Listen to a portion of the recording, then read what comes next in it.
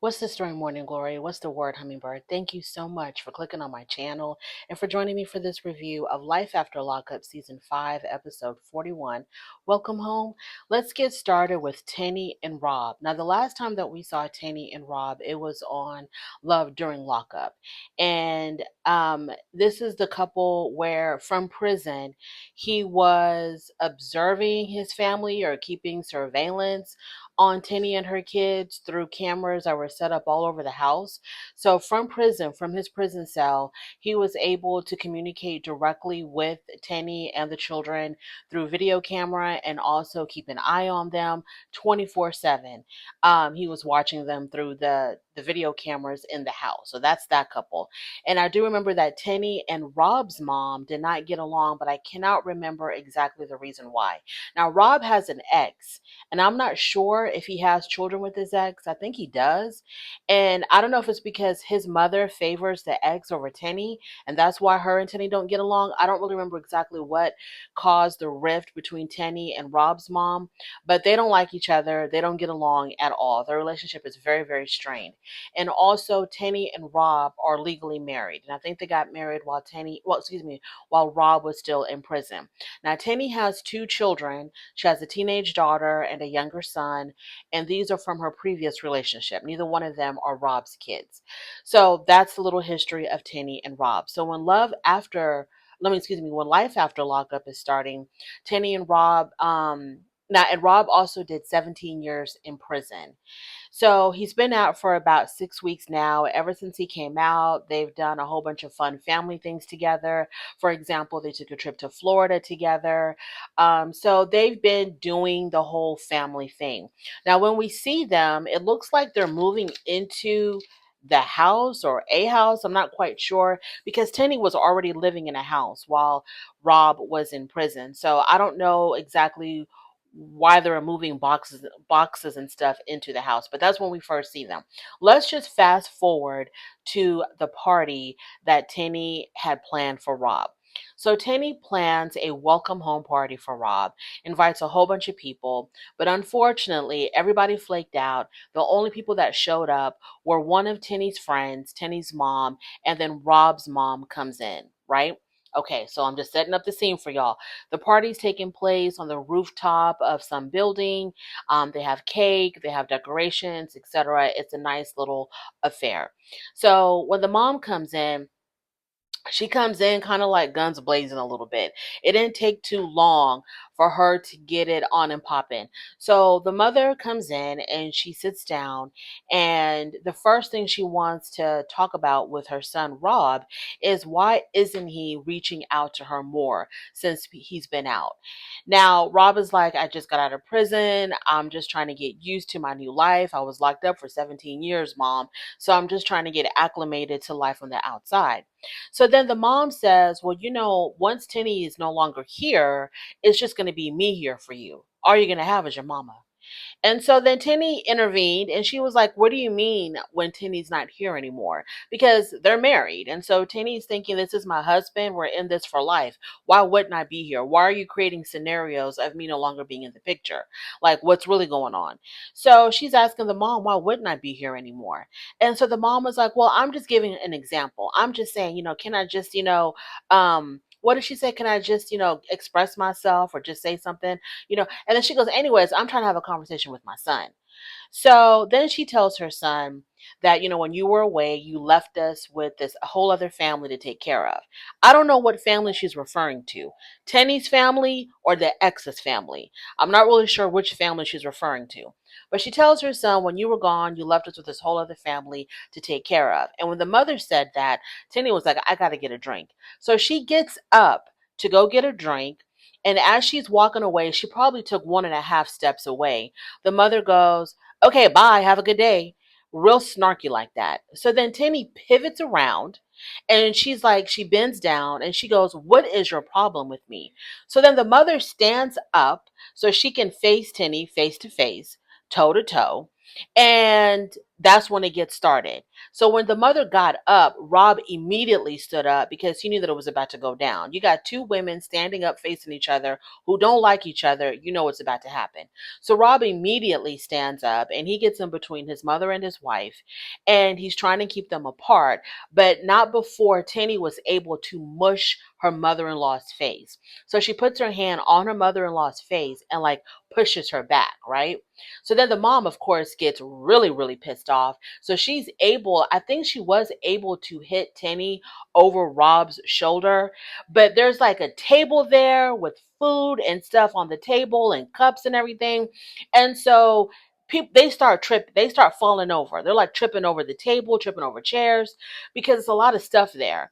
And so Rob and his mom go down, and Tenny is still trying to get in some licks at the mother.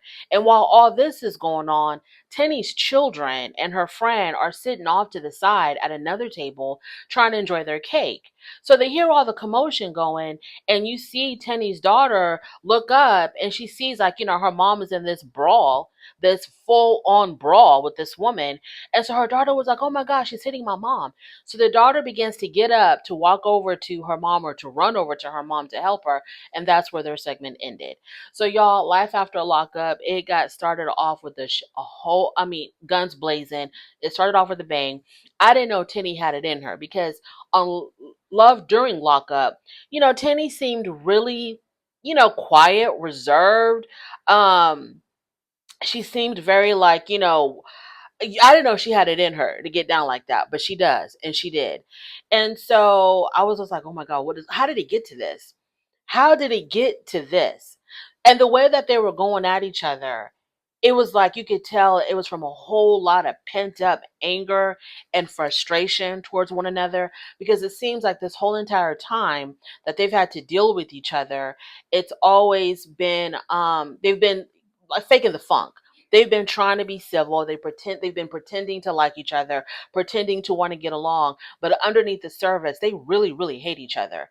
And it seems like, I don't really know if this is what's going on, but it seems like the mother is trying to fight for her son's attention because Tenny has been there for him. She's the one, her and her kids will take the trip to go visit him when he was incarcerated. They would be the ones to visit him every weekend, and it's not it's a long drive to the prison.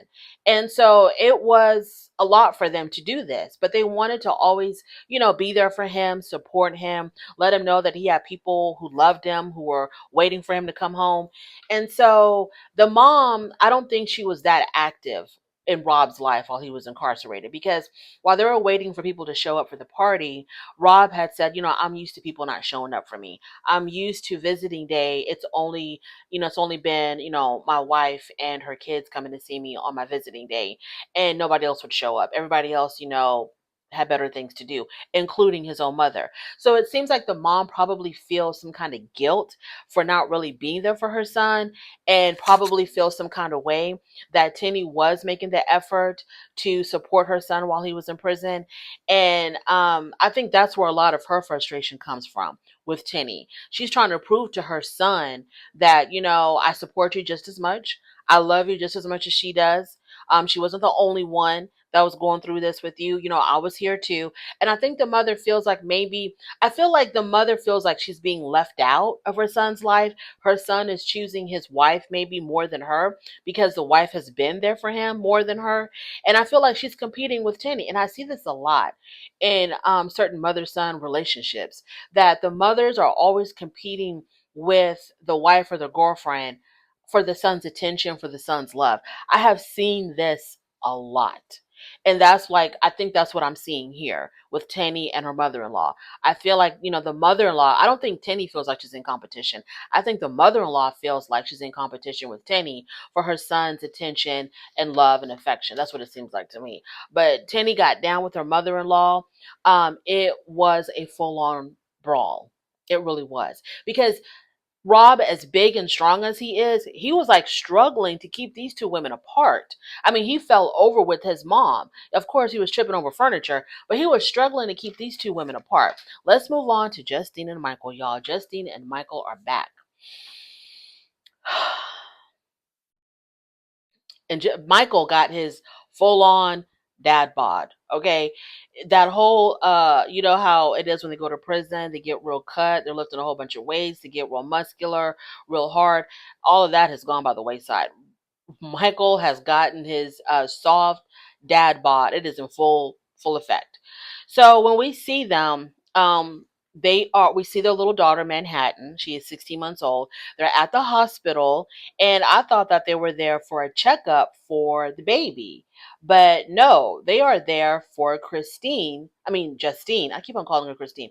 They are there for Justine because Justine, y'all, is pregnant again. Manhattan is 16 months old. No, I'm sorry, she's 6 months old. Manhattan is 6 months old. 6 months old, and she is pregnant again. So they're at the doctor's office for her checkup and her ultrasound. And so they do the ultrasound. We see the baby. I think they said like she was like 16 weeks along or something. And after they do all of that, they tell her that she's having a boy. And the doctor tells her, the doctor has like a very serious talk with her and says to her, you know, you are a very high risk pregnancy. I'm not exactly sure what is making her high risk. I don't know if it's because her previous baby, Manhattan was a C-section, and now 6 months later, she's pregnant again. And so that could cause, her incision to possibly rupture or tear. I don't know if that's why she's high risk. So I really didn't catch why she's high risk, but the doctor was having a very serious conversation with her. And the doctor was like, you really need to consider sterilization or permanent birth control, like, taking your tubes out or doing something permanent so that you don't have any more children because y'all are done having kids, right? And so Michael and Christine are like, yeah, we're done. So then Christine is like, well, I mean, not Christine, Justine. So Justine is like, well, if we're done, then, why don't you just get a vasectomy? She tells Michael, why don't you just get a vasectomy if you're so done? And he's like, no, because I still want my stuff to work. And so, they can, cut your tubes or whatever, and you'll still be fine. So the doctor tells her that it is so serious that she needs to consider possibly doing a living will. So, like, if she happens to die during this pregnancy or during surgery or whatever, she might not make it. So she needs to get all her stuff, all her ducks in a row, get all her affairs taken care of, get everything together. If she needs to do an actual will, she needs to make sure there's a will in place. She also needs to consider doing a living will so that people will know what to do with her if she's in a coma, whether or not to resuscitate her, whether or not to intubate her. So they're making this seem really serious. So Mike is freaking out. He's like, oh my God, I can't live without Justine. I won't make it without Justine. So the doctor told her, you really should have waited like at least 2 years before getting pregnant again. So they are facing some very serious, I just can't believe she's pregnant again. And so now this new baby is going to make a total of 9 children combined. Her kids and his kids together. This new baby is going to be baby number 9. They've moved to Las Vegas. From what I could see, the house is really beautiful. They have a pool in the backyard. It's a really nice house. It looks really spacious. And I think he's there with all of his kids. I think joined them in Las Vegas. I'm not sure. We'll find out later. But it seems like, yeah, they moved to Las Vegas, beautiful home. They're having another baby. Other than Justine's health, everything seems to be working out. I think he works as a warehouse manager. I think that's what it said. He works as a warehouse manager out there in Vegas. So they seem to be doing pretty well so far. Let's move on to Zaria and Troy. Let me just cut to the chase. Zaria and Troy. So we know that Zaria, she has her own nonprofit.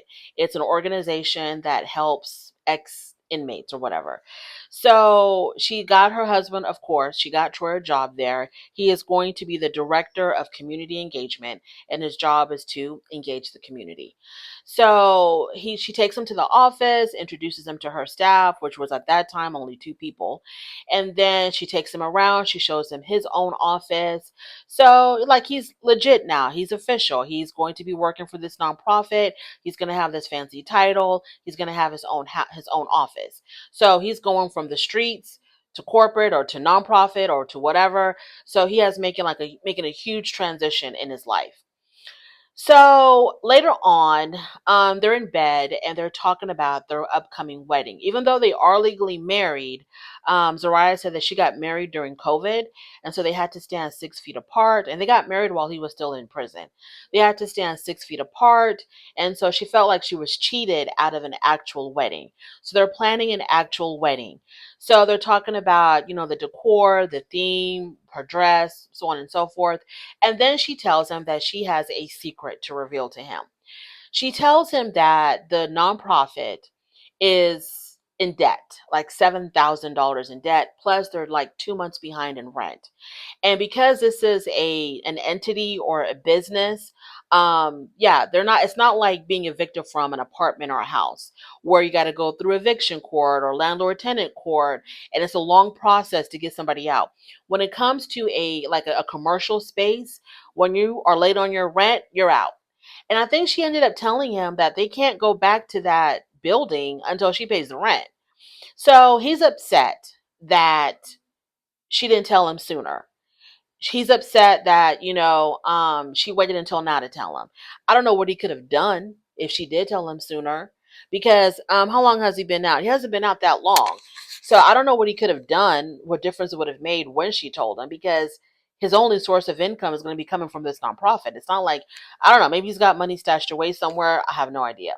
So he gets upset with her, like, why didn't you tell me? Why are you keeping stuff from me? And it makes him feel kind of edgy because of the fact that she had an affair on him. While he was in prison and after they got married, she was seeing somebody else and she cheated on him. And so he has a trust issue with her hiding information from him. And so this was very triggering for him. So he gets upset and he storms out. And she's worried, like, where are you going, what are you doing? She's trying to keep him in the house. He's pushing her away, and he just storms out the house in his pink do-rag and his ankle monitor, and I have no idea where he's going or what he's trying to do. Zaria, she's afraid that he's going to try to rob somebody to get the money, and so it's just like very chaotic. Now the scenes with Zaria and Troy to me are very stagey, and I know that it could be like a legit scenario that they're talking about or that they're revealing to us. But I know that the producers will make them repeat scenes or go through scenes over and over and over again to get them right. And after a while, it comes off really fake and phony. And for whatever reason, that's the feeling that I got when I was watching Zaria and Troy. This scene where she tells him about the nonprofit being in debt, not paying the rent for the business, he gets upset. This whole scene to me was just very fake and phony.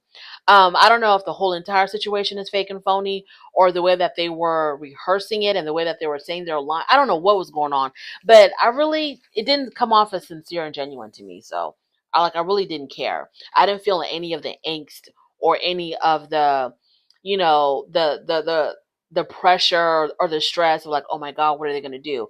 I really didn't care because the whole scene to me was fake. Moving on to Britney and Krock. Yes, they are back. Britney and Krock.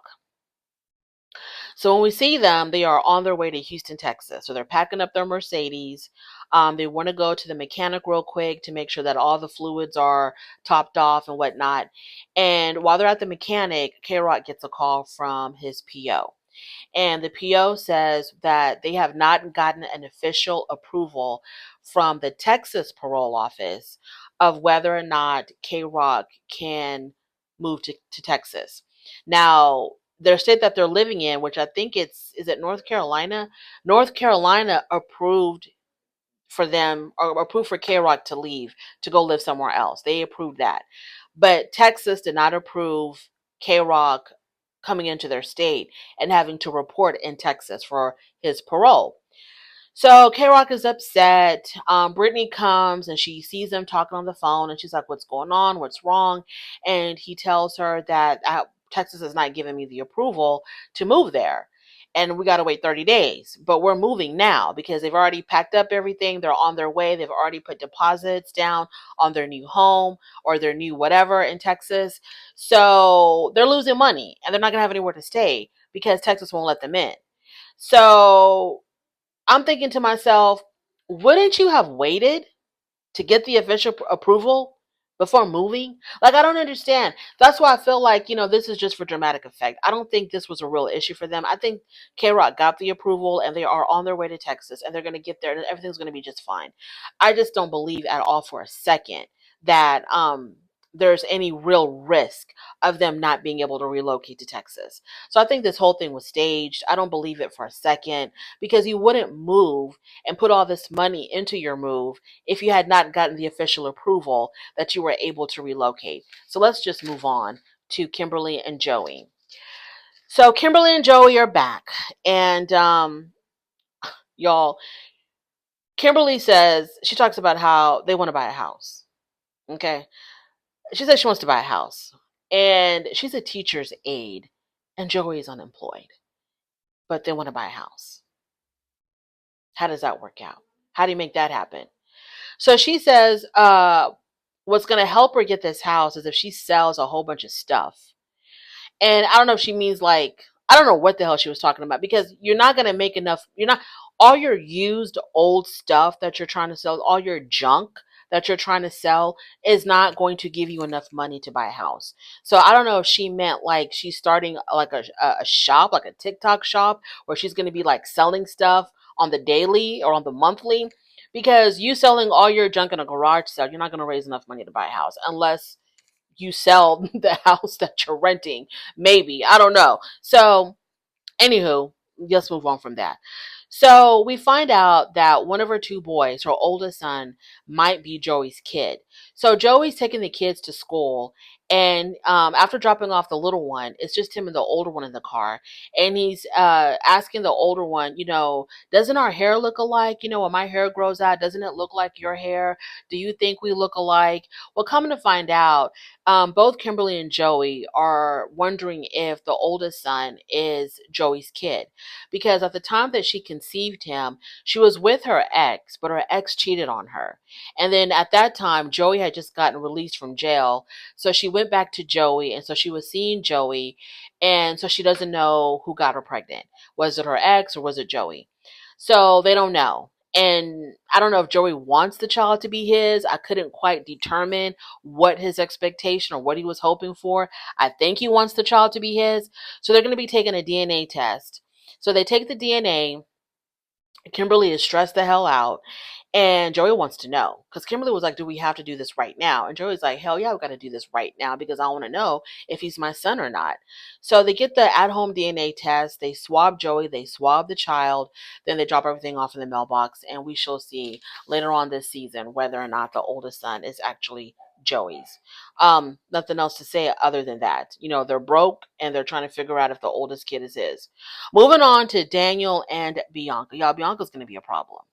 Bianca is going to be a problem for Daniel, and she's also going to be a problem for me. It's going to be very difficult for me to watch Bianca because she aggravates the hell out of me. So Daniel has been released from prison after 5 years. He just got out. I don't think it's been a full 24 hours yet. So on Love After Lockup, we saw him being released from prison. Bianca was there. His family was there. They all went out to eat. So now we're watching them arrive at their apartment.